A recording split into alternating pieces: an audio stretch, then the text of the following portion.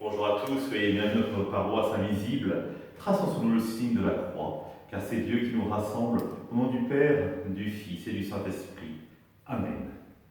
Prions pour nos frères et sœurs malades.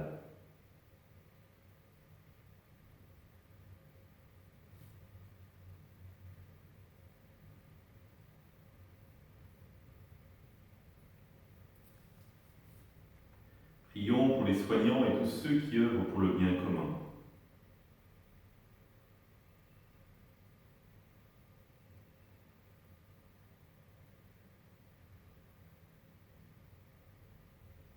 Prions pour tous ceux qui ont l'angoisse, la solitude, que l'Esprit Saint vienne les visiter.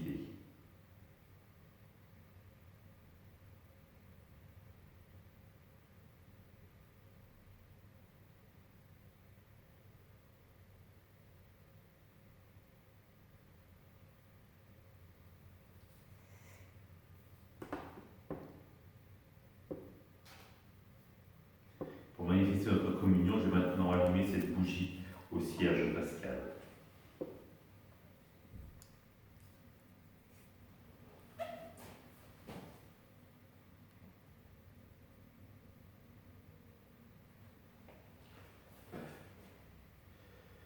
Dans l'évangile de Marc, sorti de là, Jésus se rendit dans son lieu d'origine, et ses disciples le suivirent. Le jour du sabbat, il se mit à enseigner dans la synagogue. De nombreux auditeurs, frappés d'étonnement, disaient « D'où cela lui vient-il? Quelle est cette sagesse qui lui a été donnée, et ces grands miracles qui se réalisent par ses mains?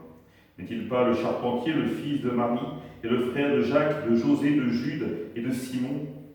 Ses sœurs ne sont-elles pas ici, chez nous ?» Et ils étaient profondément choqués à son sujet. Jésus leur disait « Un prophète n'est méprisé que dans son pays, sa parenté et sa maison. » Et là, il ne pouvait accomplir aucun miracle. Il guérit seulement quelques malades en leur imposant les mains.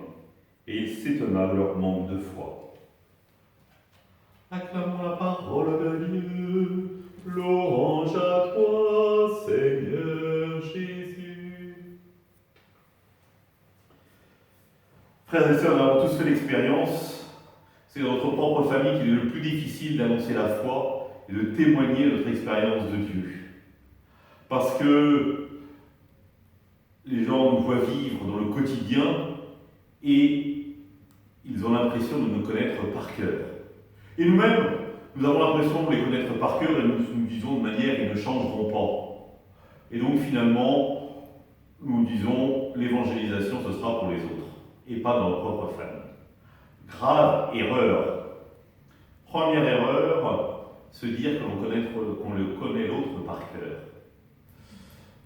Si c'est dans le sens étymologique par le cœur, et donc ne pas avoir d'a priori sur lui, ne pas avoir de préjugés, et de toujours se laisser émerveiller, de fait c'est une bénédiction, vous avez bien raison de le vivre comme ça. Malheureusement, le par cœur est plus souvent vécu en disant « je connais ses réactions, je sais comment il va agir, réagir, surréagir même peut-être, si jamais je parle de quelque chose qui lui déplaît. » Donc non. Je préfère me taire, je préfère vivre ma foi dans mon coin à moi. Je n'embête pas, il ne m'embête pas, et un modus vivendi s'opère. Et finalement, dans ces cas-là, les gens grandissent les uns à côté des autres, alors qu'ils sont incapables de partager ce qui est leur essentiel. Pour le chrétien, la relation à Dieu, et pour le non-chrétien également, le sens de la vie. Et si vous y regardez, regardez dans vos familles, quelle est la dernière fois que vous avez partagé sur le sens de la vie? Ce qui était important pour vous. Et pour vous, les chrétiens, la place de Dieu au cœur de votre vie. Quelle est la dernière fois que vous en avez parlé au cœur d'une discussion familiale? Pas si simple. Parce que on se connaît. Et on a besoin de son intimité aussi. Et on se dit, ah, ça c'est ma sphère privée, et donc on verra plus tard pour en parler.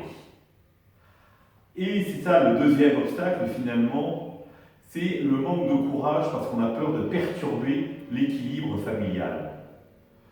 Il y a 1 mois et demi, c'était Noël, alors évidemment cette année c'était un peu particulier, mais même pour les messes du dimanche, combien j'entends des parents me dire « Ah ben non, je ne vais pas à la messe ce dimanche parce que mes enfants viennent ».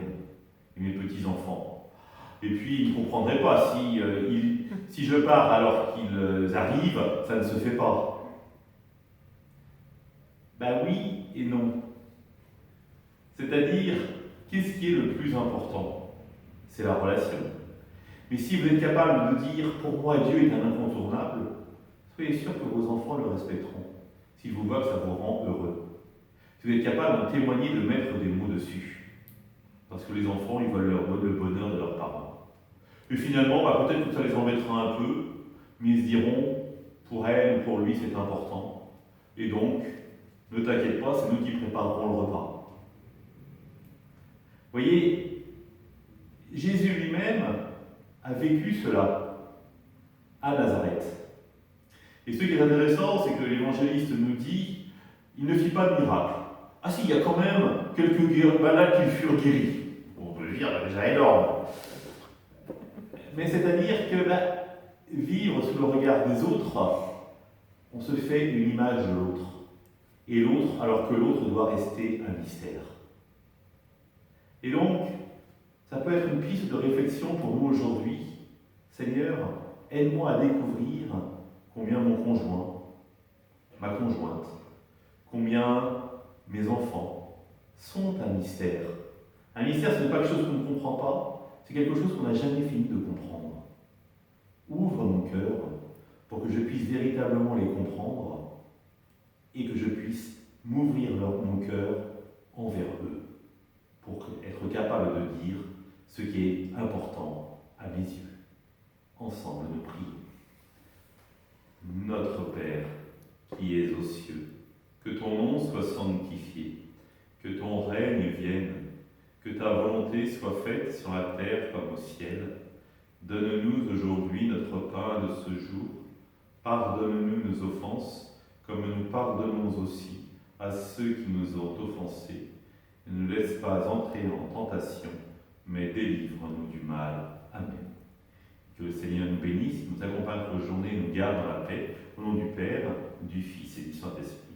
Amen. Alors aujourd'hui, c'est un invité mystère qui va nous parler de sa rencontre avec Jésus. À demain.